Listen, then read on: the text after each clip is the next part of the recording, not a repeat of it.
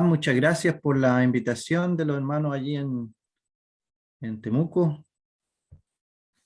Vamos a leer el libro de Lucas. Lucas, ya terminamos la vez pasada el capítulo 1, así que vamos a comenzar en el capítulo 2. Voy a compartir una pantalla. Lucas, capítulo 2. Tenemos allí lo que es nacimiento de Jesús, dicen algunas Biblias. Dice el versículo 1: aconteció en aquellos días que se promulgó un edicto de parte de Augusto César, que todo el mundo fuese empadronado. Este primer censo se hizo siendo Cirenio gobernador de Siria, e iban todos para ser empadronados, cada uno a su ciudad. Y José subió de Galilea, de la ciudad de Nazaret, a Judea, a la ciudad de David, que se llama Belén, por cuanto era de la casa y familia de David, para ser empadronado con María su mujer, desposada con él, la cual estaba encinta. Y aconteció que estando ellos allí, se cumplieron los días de su alumbramiento, y dio a luz a su hijo primogénito, y lo envolvió en pañales, y lo acostó en un pesebre, porque no había lugar para ellos en el mesón.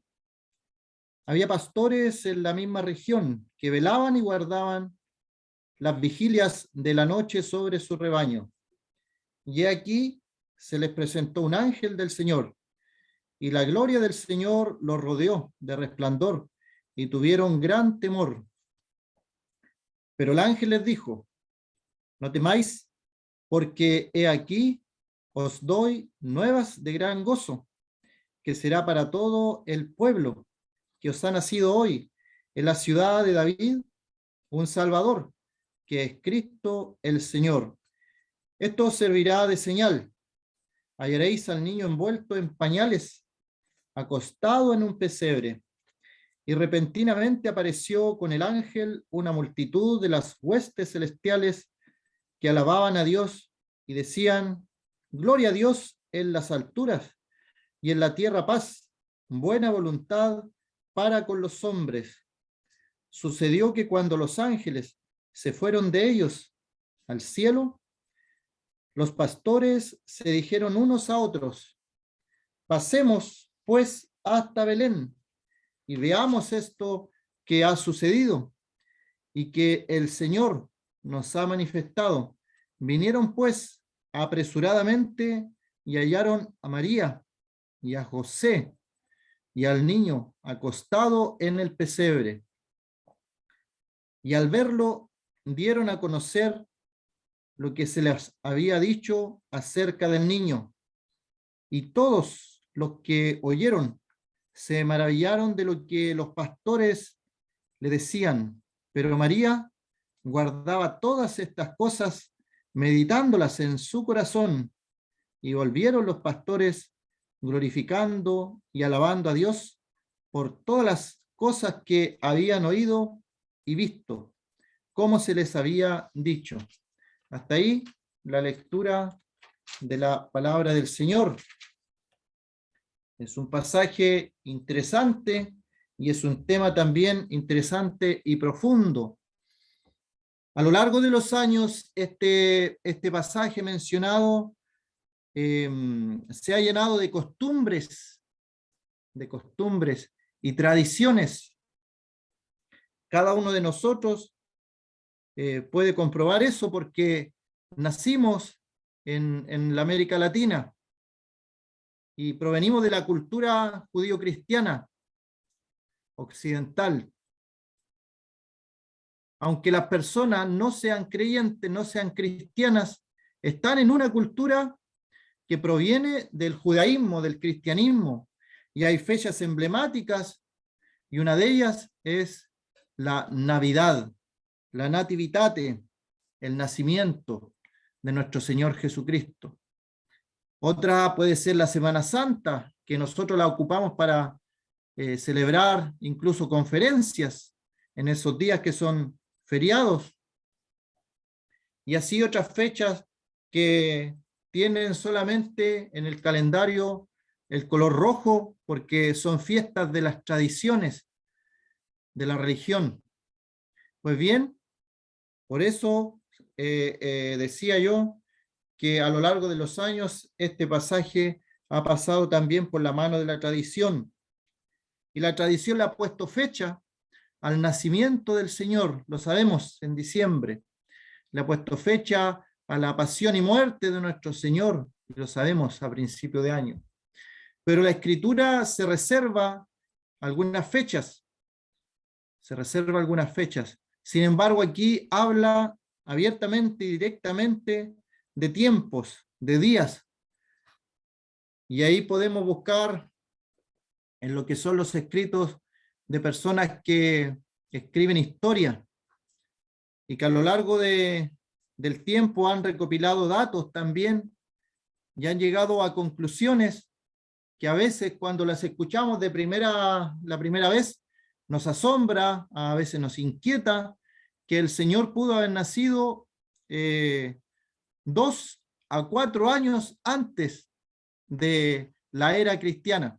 O sea, nosotros contamos un antes y un después del nacimiento del Señor, pero el Señor, por los datos históricos que aparece aquí, hubiera nacido 2 o 3 años antes. Bueno, todo eso es porque los hombres buscan agregar datos, cambiar calendarios. El calendario que tenemos ahora nosotros se llama el calendario gregoriano. Y allí en algún momento se cambiaron, se hicieron coincidir algunas fechas. Y por eso hay algunos que encuentran algunos años más o años menos. Pero la Biblia, por ejemplo, da algunos datos respecto al Señor. Cuando comenzó su ministerio, dice, era Jesús como de 30 años, como de 30 años. Otro dato, a lo largo de los evangelios se mencionan por lo menos 3 Pascuas, y por lo tanto se piensa que el Señor, su ministerio terrenal, fueron aproximadamente 3 años, y por eso pensamos nosotros, entonces el Señor murió a los 33 años, porque si era como de 30 años, su ministerio duró 3 años o 3 años y medio, murió aproximadamente a los 33 años. Pero ahí siempre hay que tener un margen, porque la Escritura dice, era como de 30 años cuando comenzó su ministerio. Los judíos también cuando rechazan al Señor en una de sus conversaciones, dice, ¿tú no tienes 50 años todavía? ¿Ya has visto a Abraham? O sea, un promedio de edad del Señor. Así que no nos asustemos si de repente, sobre todo para la época de la Navidad, de estas fechas, comienzan estos reportajes y comienzan a ver como si hubieran descubierto la rueda y que poco menos que la Biblia estuviera mala porque están esos datos fallados. Pero los que fallaron fueron los hombres que intervinieron calendarios y fechas. La Escritura aquí nos muestra estos días y dice, aconteció en aquellos días que se promulgó un edicto de parte de Augusto César, que todo el mundo fuese empadronado. Lucas es un historiador, lo hemos considerado en el capítulo 1. Él describe con lujo de detalle algunas cosas que los otros evangelios pasan por alto. Y aquí en este mismo pasaje, por ejemplo, menciona que María está encinta.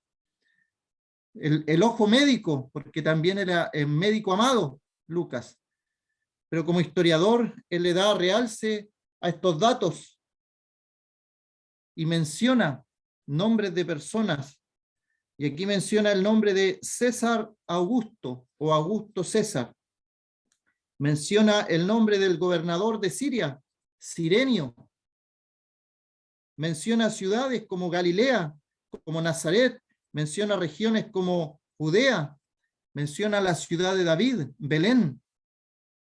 Así que son datos que para algunos son solamente pequeños datos, pero lo que está pensando Lucas es dejar detallado toda la información que él ha recopilado. Recordemos que Lucas investigó, como decía el capítulo 1, él indagó, él puso en orden la historia de las cosas que entre nosotros han sido ciertísimas, tal como lo enseñaron los que desde el principio lo vieron con sus ojos y fueron ministros de la palabra. O sea que aparte de Lucas, aparte de los evangelios que nosotros tenemos, que son 4, había más escritos que habían hablado acerca de las cosas que habían pasado en Judea, en aquella pequeña provincia del Imperio Romano. Así que Lucas se da este trabajo de hablar de personajes, de tiempos, y menciona allí que todo el mundo va a ser empadronado, y menciona el tiempo, en los días que se promulgó un edicto de parte de Augusto César. Esto no tiene que ver como las historias que a veces son fábulas. ¿Y por qué lo menciono así? Para nosotros es un hecho. Si hay algún amigo aquí escuchando también temeroso de Dios, tal vez no cuestiona a nuestro Señor, ni la Biblia, ni el nacimiento del Señor. Pero ¿sabía usted que hay un movimiento que cada vez toma más adeptos, que está cuestionando la historicidad de nuestro Señor Jesucristo? Y los historiadores comienzan a tomar parte también y decir, en realidad no hay muchos datos para decir que Jesús fue una persona real. Imagínense, a eso llegan. Pues lo más impresionante que estas personas comienzan a tener más adeptos. Y ahí entonces, entrando al terreno de la historia, Lucas deja establecido con datos históricos, datos fieles de lo que fue el nacimiento de nuestro Señor. Él investigó, él ocupó nombres de personas que vivían en aquella época y da datos del emperador general de todo este mundo. La tierra habitada, dice, para que todo el mundo, obviamente nosotros sabemos que cuando él dice todo el mundo, se está refiriendo a la tierra habitada, al Imperio Romano. Lucas también menciona allí en el capítulo 4, versículo 5, él dice, y le llevó el diablo a un monte alto y le mostró en un momento todos los reinos de la tierra, todos los reinos de la tierra. Está hablando este mundo, esta tierra habitada, cuando todo el mundo va a ser empadronada, está hablando del lugar donde residen los seres humanos. Se refiere a la tierra entonces donde vivimos. En el siglo I también se usaba para referirse al Imperio Romano. Se habían dispersado también los judíos en aquel imperio. Hechos capítulo 17, versículo 31, dice, por cuanto ha establecido un día en el cual juzgará al mundo. Es la misma palabra que aparece allí, traducida. Juzgará al mundo con justicia por aquel varón a quien designó, dando fe a todos con haberle levantado de los muertos. Es la tierra que habitamos. Y en Hechos capítulo 24, versículo 5, dice, porque hemos hallado que este hombre es una plaga y promotor de sediciones entre todos los judíos por todo el mundo. Ahí está esa misma frase. Y cabecilla de la secta de los nazarenos. Esa frase entonces se utiliza para hablar del amplio imperio romano, del mundo conocido, del mundo que ellos conocían y que pensaba obviamente que no había más. Ahí hay un pequeño mapa de lo que era en el siglo I, en el siglo II, el imperio romano, allí también hay una flecha donde indica dónde está Judea. Y lo he mencionado en otras oportunidades, pero es interesante mencionarlo de nuevo. Busqué allí un mapa donde apareciera Judea, Judea, donde está la flecha, porque hay también personas que en los mapas le ponen Palestina, y Palestina es tierra de los filisteos.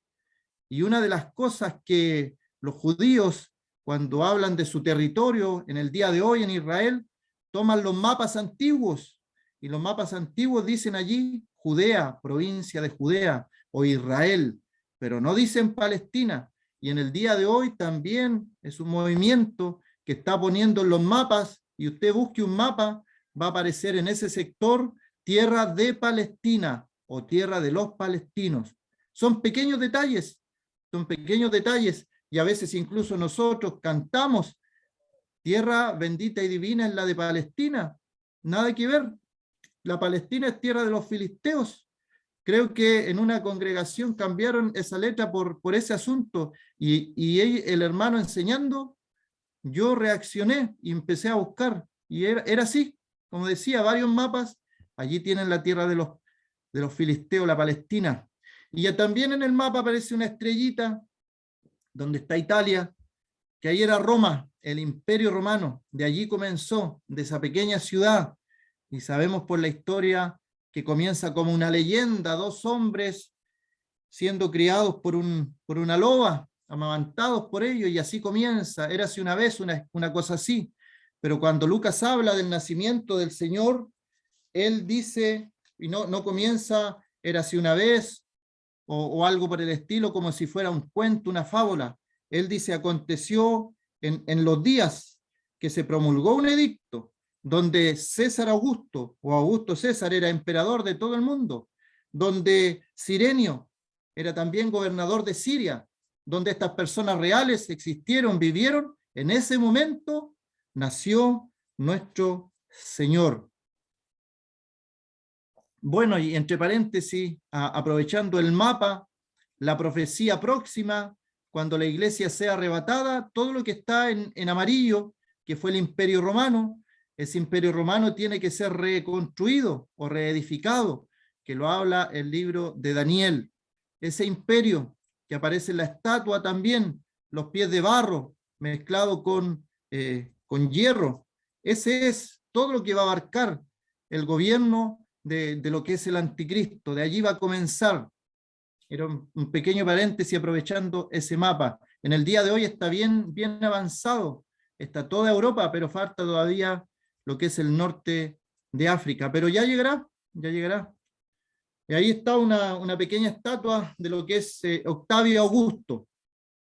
Y algunos piensan que ese pequeño niño que está tirando como sus faldas, sus vestidos, hace alusión, hace referencia a la matanza que hubo también, recordando aquella matanza que nosotros la vimos, ya la consideramos. Este título de los emperadores, la Biblia menciona varios nombres, lo decía ya Tiberio, Augusto, Claudio, porque no son historias inventadas o fábulas, son personas reales. A Nerón no lo menciona, pero sabemos nosotros que en el tiempo de la persecución de Pablo estaba Nerón, que cuando se incendió Roma, Nerón le echó la culpa a los cristianos y los mandó a perseguir, fue la primera persecución, y después los echaba al Coliseo. En otro tiempo también se hizo eso. En el tiempo que estaba Pablo, según la historia, tomaban a los cristianos y los ponían en postes y los quemaban y servían de antorchas en la noche. Imagínense a ese nivel de crueldad con los cristianos. Y hoy día a veces uno como cristiano sufre pequeñas persecuciones porque le dicen pastorcito, o le dicen hermanito, o le dicen el canuto, o el fanático, y uno dice, hoy estoy sufriendo persecución. Pero que lo tomaran a uno prisionero, que le quitaran las posesiones, lo tomaran y le prendieran fuego para hacer antorchas que iluminaban las calles de Roma, eso son otras palabras, ya palabras mayores. ¿Qué pasaría si sucediera una persecución así en nuestros días? ¿Qué pasaría con nuestras convicciones. Hay una anécdota que creo que es real, de Colombia. La leí en un libro de un misionero, donde entran unos guerrilleros y dicen con sus metralletas que todos los que no son cristianos, que salgan, que todos los que no son cristianos, que salgan, apuntando con sus metralletas. Y bueno, salió casi la mitad de la congregación. Y luego la persona que tenía sus armas se dirigió al pastor y le dijo: puede continuar con su reunión. Estos son los fieles que darían su vida por lo que usted está predicando. ¿Qué haríamos nosotros, hermanos, si hay una persecución como la hubo en el tiempo de Nerón? Si se tomaban presos, si se quemaban, se hacían tantas crueldades con las mujeres embarazadas. Hay harta historia allí en ese tiempo. Y los emperadores fueron crueles con los cristianos. El término César también se usa en la escritura para representar a la autoridad civil o del Estado, representaba todo eso. Por eso cuando un cristiano decía, en Romanos leemos el texto, si proclamas tú con tu boca que Jesús es el Señor, ese es el contexto de ese texto. Que las personas cuando proclamaban con su boca que Jesús era el Señor, estaban reemplazando el señorío de César por el señorío del Señor Jesucristo. La palabra ahí es curios. Entonces ellos, su curios no era el César, no tenían el emperador César, su señor, su curios, era el Señor Jesucristo. Entonces, al proclamar con su boca que Jesús es el Señor, que Jesús es la autoridad máxima de todo lo que ellos conocen, obviamente allí los tomaban prisioneros. Esa era como una sentencia de muerte. Así que César, este César Octavio Augusto, por su decreto, que mandó a todas las personas a empadronarse, a realizar este censo, sin él saberlo, obviamente, cumplió una profecía que la Biblia decía con harta anticipación.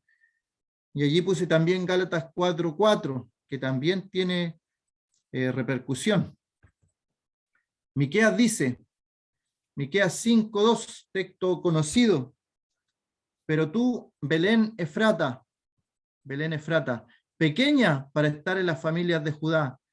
¿Y sabe qué? Es importante eso que diga de las familias de Judá, porque puede haber aparecido otra ciudad con el mismo nombre, pero se está haciendo referencia a esa ciudad, Belén Efrata, pequeña, para estar entre las familias de Judá. Dentro del territorio de Judá había una pequeña aldea, Bet-Leén, casa de pan, que también tenemos la historia de Ruth en esta ciudad, en esta pequeña ciudad, y estaba profetizado que de esa ciudad, de esa región de Judá, de Belén, no de otra ciudad, iba a salir el Señor. Y dice: de ti me saldrá el que será Señor de Israel. Señorío, autoridad, potencia, poder, gloria, honra, todo iba a salir, todo estaba allí, iba a salir de la tribu de Judá, iba a salir de la aldea de Belén. De ti me saldrá el que será Señor de Israel. Y esta frase es interesante, y sus salidas son desde el principio. ¿Qué persona de nosotros podría decir que nuestras salidas son desde el principio, desde los días de la eternidad? ¿Podría usted decir que sus salidas son desde el principio y de los días de la eternidad? Ninguno en esta sala podría decirlo. Solamente Dios tiene esta potestad de ser eterno. Solamente Él. Y Él dice, refiriéndose a quien iba a salir de esta pequeña ciudad: de ti me saldrá el Señor de Israel, la autoridad máxima de Israel. Y las salidas de esta persona que iba a venir a este mundo son desde el principio, desde el origen. Y nos recordamos Génesis 1:1, en el principio creó Dios los cielos y la tierra. Y luego agrega la frase ya que no se puede ocupar para ningún hombre en la tierra desde los días de la eternidad. ¿Quién podría atribuirse esto? Que sus salidas son desde los días de la eternidad. Ninguno. Solamente nuestro Señor, solamente Él tiene esta atribución, este atributo que es eterno. El Señor Jesucristo en varias ocasiones a lo largo de su ministerio dijo frases y enseñanzas que demostraban también su eternidad. Y era un atributo divino de Jehová Dios de los ejércitos. Y Él lo menciona allí. Y el otro texto en Gálatas 4, capítulo 4, versículo 4. Esto tiene que ver con la historia. Es un texto que lo ocupo para los procesos históricos. Sabe que no hay nada en la historia que haya pasado sin que la mano poderosa y soberana de Dios lo permita. No hay nada, ninguna guerra, ninguna invasión, ningún golpe de Estado, ninguna revolución, nada de lo que pasa en este mundo ha pasado en lo político, en lo social, si que la mano de Dios no lo permite. Así que estamos en el Imperio Romano, hemos visto todas las provincias que tenía el Imperio Romano, toda la expansión que tenía, y dice el Gálatas 4:4, pero cuando vino el cumplimiento del tiempo, había un tiempo que se tenía que cumplir, ni antes ni después.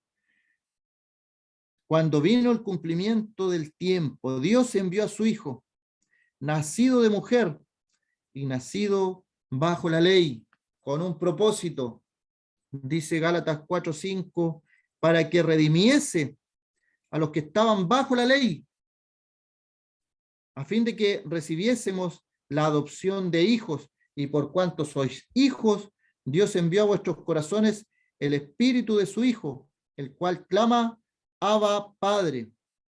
¿Cuándo vino el Señor? ¿En qué momento de la historia vino el Señor? Bueno, según la historia, el Imperio Romano fue un imperio grande que favorecía a los pueblos que conquistaba, les llevaba la modernidad, les daba muchos beneficios. Pero pueblos como el de Judea, que eran celosos, que se resistieron, lo pasaron un poco mal con el Imperio Romano. Ellos eran muy patriotas, los israelitas. Había oscuridad. El personaje que menciona Lucas, este caballero Augusto, trajo paz, por lo menos por 200 años. Él implantó un nuevo sistema en el Imperio Romano. Fue el primero de su tipo. Y ahí el Señor dice, cuando vino el cumplimiento del tiempo, hermano, yo reflexiono de esto, porque nuestro país está viviendo también efervescencia política, hay miedos de ambos lados, de ambos sectores, bueno, de todos los sectores políticos, y todos quieren opinar, y todos encuentran que están en su razón de ser, y cada uno defiende con dientes y uñas a su candidato y qué sé yo, y todo lo que está pasando en la política. Pero todo es controlado por Dios, Y aquí dice claramente, cuando vino el cumplimiento del tiempo, Dios es el Dios del tiempo, y nada ocurre sin que Dios lo permita, sin que Dios en su soberana voluntad lo permita. El libro de Daniel nos dice que Dios pone reyes y Dios saca reyes.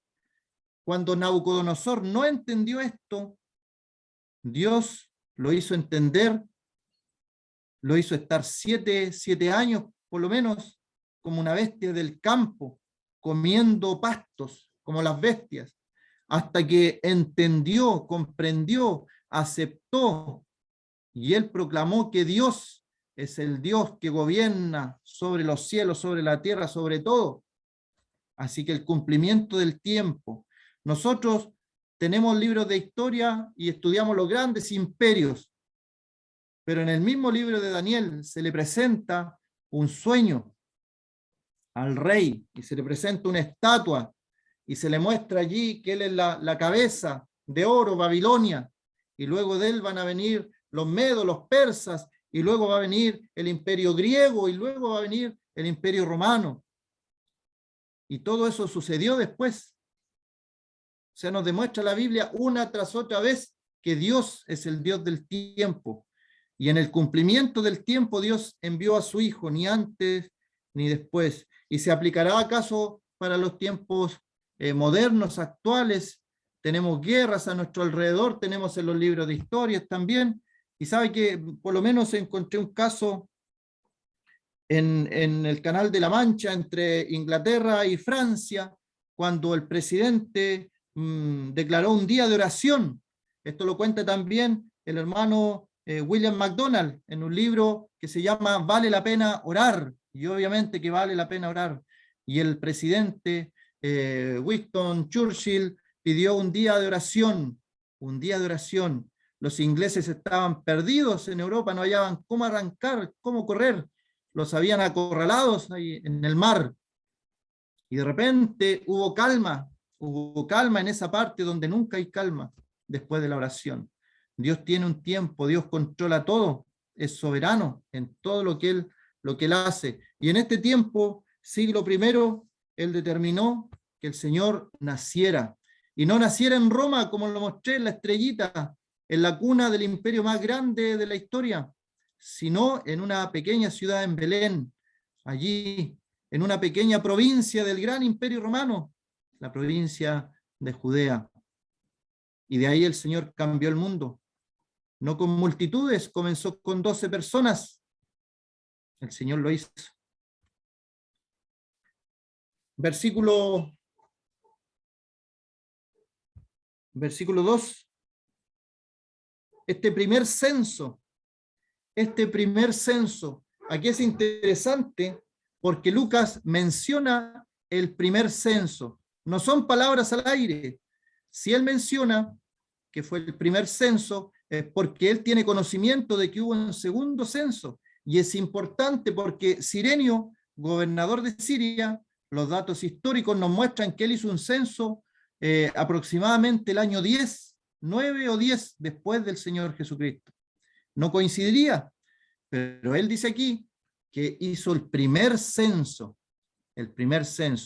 ese que hizo 10 años después, ese el segundo, y que aparece en Hechos también, aparece ese otro censo. Y Lucas dice el primer censo. Y como decíamos, cronológicamente en el calendario que nosotros tenemos, esto estaría ubicado unos pocos años antes de Cristo.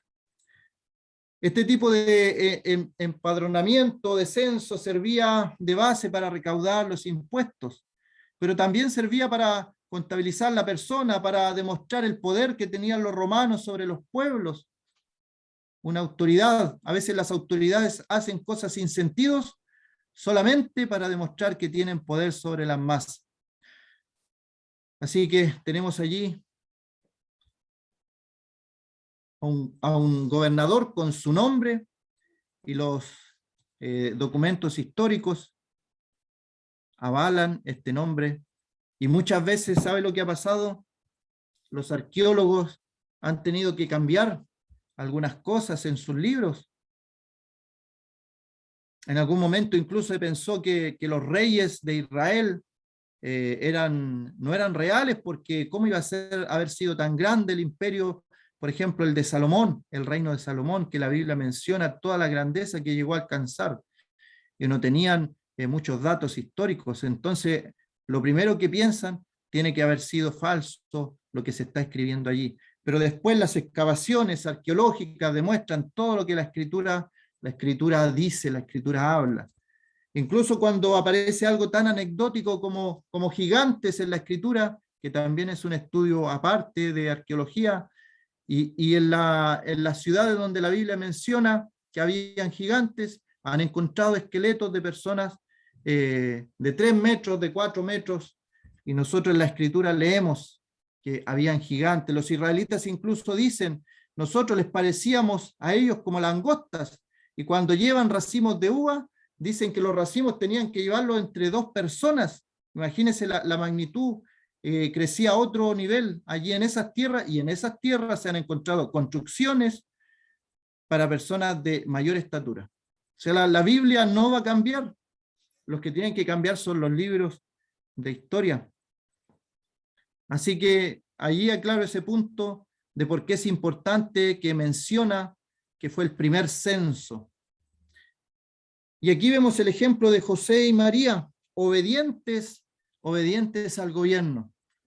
No importa que hubieran sido la familia de David, si seguimos la familia de David, era David de reyes, y si José era descendiente de reyes, obviamente había una usurpación de los reyes de Israel. El que estaba allí, Herodes, no era ni siquiera israelita, él era poco menos que un intruso dentro de lo que es la línea genealógica de los reinados.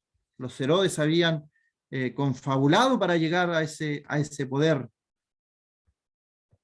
Ahí está el lugar que menciona en rojo, Siria, cuya capital es Damasco, que también tiene profecías. Y también, aprovechando ese mapa, hay profecías en un futuro que hablan de carreteras que van a ir desde Egipto hasta allá, hasta Siria, hasta Damasco. Son profecías que están en la Biblia, que en algún momento las vamos a ver cumplirse. Y ahí está Jerusalén, en el centro de todo. Han pasado imperios, los griegos, los romanos, los babilónicos, en nuestra época más actual, los otomanos, los ingleses, también quedaron allí cuando fueron imperios. Es una tierra que es importante porque es un flujo y junta tres continentes allí: el continente europeo, el continente asiático y el continente africano. Y allí en el centro está Israel, Jerusalén, la importancia. Y concluimos obviamente que es una historia real. Lucas, como lo he mencionado, tiene la reputación de ser un historiador minucioso, detallista, no se le escapan los detalles, él los agrega con rigurosidad. Él vivió en la época en la que ocurrieron mucho de lo que se relata aquí. Y lo otro que no tenemos que olvidar, hermanos, si bien Lucas fue un historiador y se ocupa como fuente histórica también, junto con otras fuentes históricas, allí está Lucas como fuente histórica de ese tiempo, pero no debemos olvidar que Lucas era un creyente, y como creyente él también tenía el Espíritu Santo, y allí segunda de Timoteo 3:16 dice: toda la escritura es inspirada por Dios, toda la escritura es inspirada por Dios, útil para enseñar, para redarguir, para corregir, para instruir en justicia, a fin de que el hombre de Dios sea perfecto, enteramente preparado para toda buena obra. No olvidemos que toda la escritura es inspirada por Dios. Los santos hombres de Dios fueron dirigidos por el Espíritu Santo. Sabemos que cada hombre tiene sus diferencias con otro, por la forma de crianza, por los estudios. No es lo mismo, dicen los que saben leer griego, que no es lo mismo leer el griego de Pedro, por ejemplo, que leer el griego de Pablo. No es el mismo estilo literario tampoco de los libros. Así que Lucas, sin margen de error, escribe porque él era inspirado por el Espíritu Santo. Hizo su trabajo, investigó, fue minucioso, detallista, investigó, tiene que haber entrevistado también, consultado con las fuentes de la época, pero tenía algo que los otros historiadores del mundo terrenales no tienen: tenía el Espíritu Santo. El Espíritu Santo estaba siendo inspirado para escribir la historia del nacimiento de quien iba a cambiar la historia de la humanidad. Y como decía, hay otros historiadores también: Flavio Josefo, más conocido, él es judío, y escribe en su libro, tomo 17, acerca de 6.000 fariseos, 600.000 fariseos, que en este tiempo, en este mismo tiempo, no quisieron doblegarse ante la autoridad de Roma, no doblegaron sus fuerzas, y esto quedó registrado en el mismo tiempo. O sea que cuando le llamaron a hacer el censo, ellos se resistieron. Y también en Turquía, en Estambul, hay una inscripción que data del año 3 antes de Cristo. Y hay una población, Paflagonia, jura lealtad al César Augusto, dando otro indicio del carácter global del censo. Son pequeños detalles que la soberanía de Dios ha dejado allí en otros lugares que no sea la palabra. Sabemos que nosotros como creyentes creemos, como dice el dicho, a pie junto, lo que dice la Escritura, lo que dice la palabra de Dios, no tiene margen de error. Pero a veces Dios ha dejado también estos pequeños datos para gente que le gusta investigar solamente para pelear, para contradecir lo que la Biblia escribe. Y es bueno que lo hagan. Recuerdo el caso del escritor McDowell, que su estudio comenzó para decir que todo el cristianismo era falso porque estaba basado en la resurrección del Señor, y comenzó su estudio para contradecir el cristianismo, y un creyente lo incentivó a que siguiera, porque se iba a encontrar con la verdad.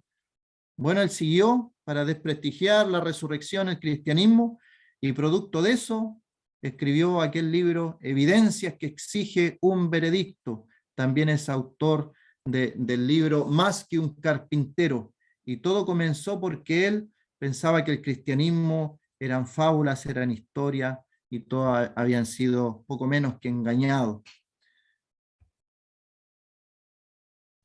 Y allí nos dicen datos reales, iban todos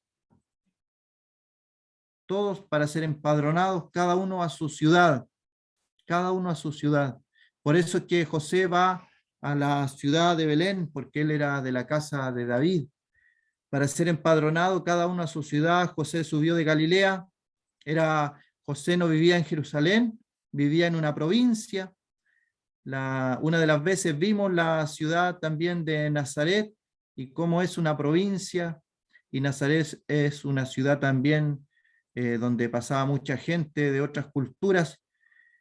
De la ciudad de Nazaret a Judea, a la ciudad de David, que se llama Belén. Da muchos datos, Lucas, muchos datos, que no queden dudas, por cuanto era de la casa, de la descendencia, podríamos reemplazar allí esa palabra, de la descendencia, de la familia de David, para ser empadronados con María su mujer, desposada con él, la cual estaba encinta.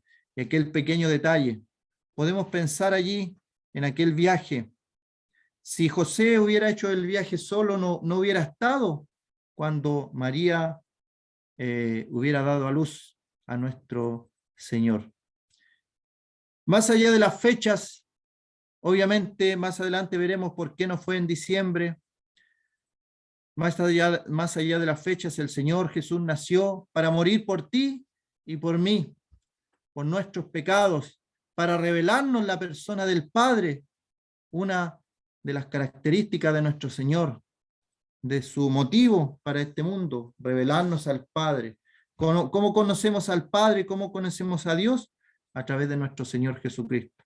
Para dejarnos ejemplo, también nació para eso el Señor. Dios se hizo hombre.